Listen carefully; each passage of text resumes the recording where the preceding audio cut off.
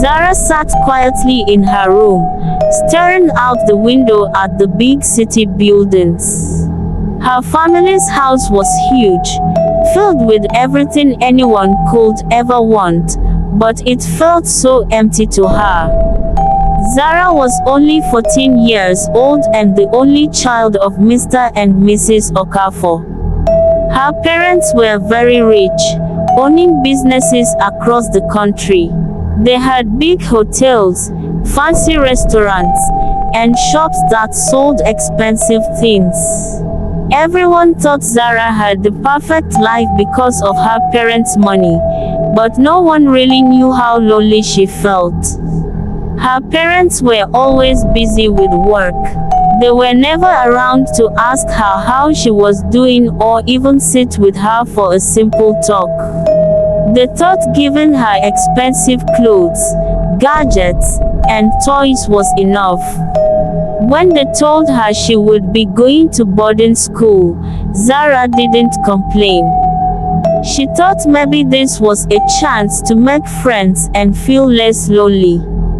On the day she was leaving, her mother gave her a quick kiss on the forehead, barely looking up from her phone. Her father handed her a bundle of cash and told her to be a good girl. No hugs, no warm goodbyes. Zara felt her chest tighten as she climbed into the car. She looked back at the house, hoping they'd come out to wave her off, but they didn't. She swallowed hard, fighting the sadness that was growing inside her. When she arrived at her new school, Zara's eyes widened at the sight of the tall gates and clean green grass. Students were everywhere, talking and laughing in groups. Zara felt nervous as the driver helped her carry her suitcases into the dormitory. As soon as she entered, she felt all the girls staring at her. She could hear them whispering, "Who's that?" One girl asked loudly. "Must be a new student," another said, giggling. "Look at her bag. It's designer." Zara held her head down and walked to the bed assigned to her. Her bunkmate was a tall girl named Sade. She looked at Zara with a strange smile. "You must be the rich girl," she said, her voice sharp. Zara forced a small smile and said, "I'm Zara. Nice to meet you." Sade didn't say anything else and walked away.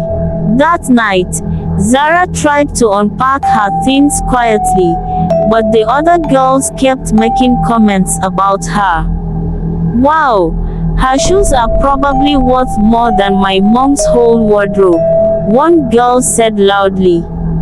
"She's acting all quiet because she thinks she's better than us," another said.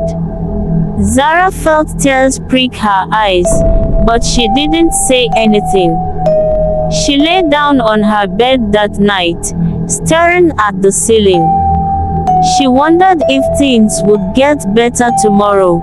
The next day, Zara tried to join in during classes and group activities, but the girls ignored her.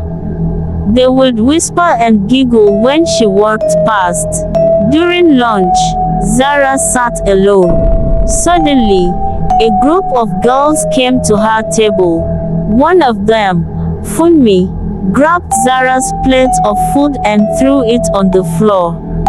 "Oops," she said, laughing. The other girls joined in. Zara didn't fight back. She quietly picked up her tray and walked away. Things got worse as the weeks went by. The girls started stealing her things, her textbooks, her shoes, even her toothbrush. One night, they locked her in the bathroom. She screamed and banged on the door, but no one came to help her. She missed an important test the next morning and got punished by the teacher for being absent. Zara wanted to cry, but she held it in. She tried to call her parents, hoping they would listen to her. When her mother picked up, Zara poured out her heart, telling her about the bullying and how hard things were.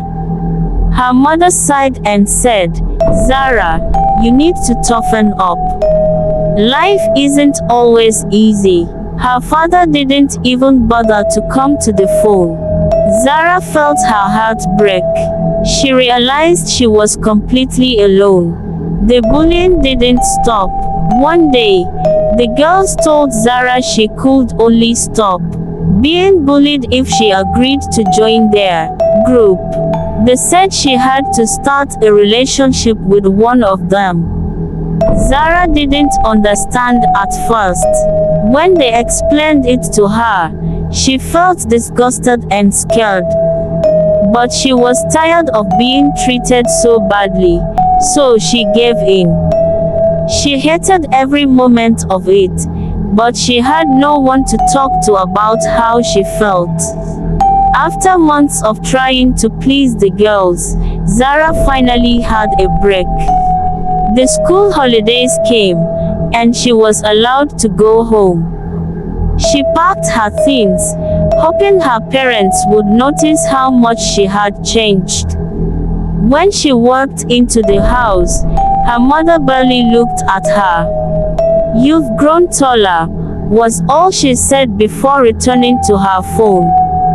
Her father was away on a business trip and didn't bother to call. Zara wanted to scream, to tell them everything, but instead, she just nodded and went up to her room. That night, her mother knocked on the door. Zara's heart lifted, thinking her mother wanted to talk, but instead, she handed Zara an envelope full of cash. "This is for the new term," her mother said. "Use it wisely." Zara held the envelope tightly, feeling her chest tighten. She didn't want money. She wanted her parents to care about her, to ask her how she was really doing.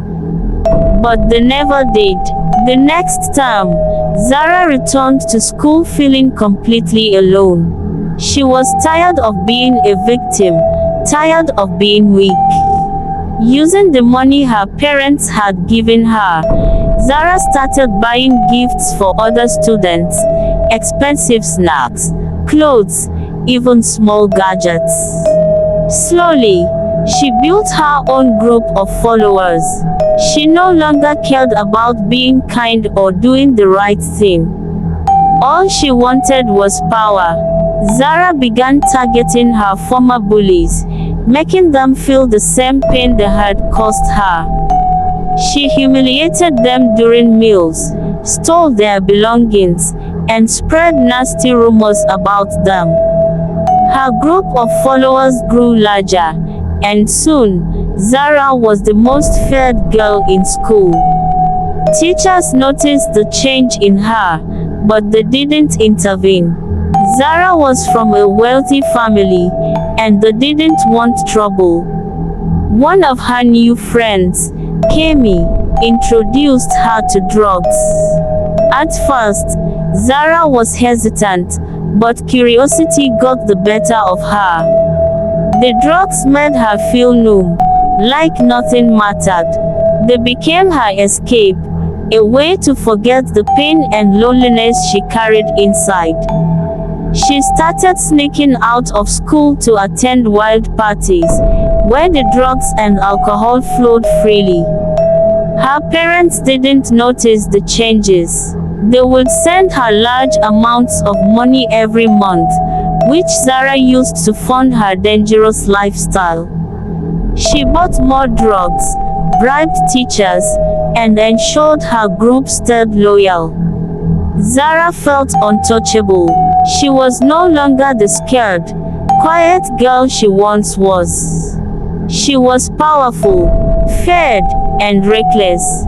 But her actions didn't come without consequences. Zara made many enemies, including Amaka, another powerful girl in the school. Amaka had her own group, and the rivalry between them grew intense. The school became divided, with students choosing sides. Fights broke out often, and Zara's reputation as a troublemaker reached new heights. One night, Zara attended a secret party outside the school. She had taken a mix of drugs and alcohol, feeling on top of the world. Amaka was there too, watching her from across the room. Zara didn't notice when Amaka left, but she felt uneasy. As Zara stumbled back to school late that night, she felt someone following her. Before she could react, she was attacked. Amaka and her group cornered Zara behind the dormitory. "You think you're untouchable," Amaka hissed. Zara tried to fight back, but she was too weak. They hit her, kicked her, and left her lying on the ground. As Zara struggled to breathe, her mind raced. She thought about her parents, about the life she could have had if there had been there for her. She thought about the innocent girl she used to be, the girl who just wanted to make friends and feel loved. Tears streamed down her face as she whispered, "I'm sorry." But it was too late. By the time help arrived, Zara was gone. When the news reached her parents, they were devastated. Her mother collapsed in tears, clutching Zara's childhood photos. Her father, who had always been so strong, broke down. "We failed her," he said over and over again. They finally realized how much their neglect had cost them, but it was too late. At Zara's funeral, her teachers and classmates spoke about her life. Some felt guilty for not helping her when she needed it. Others were too ashamed to admit they had played a role in her downfall. Her parents vowed to do better, but Zara was gone forever, a painful reminder of what happens when a child is left to suffer alone. Zara's story spread far and wide, touching the hearts of many. It became a lesson to parents, teachers, and children about the importance of love, attention, and kindness. For Zara, the world had been cruel, but her story became a beacon of hope for others.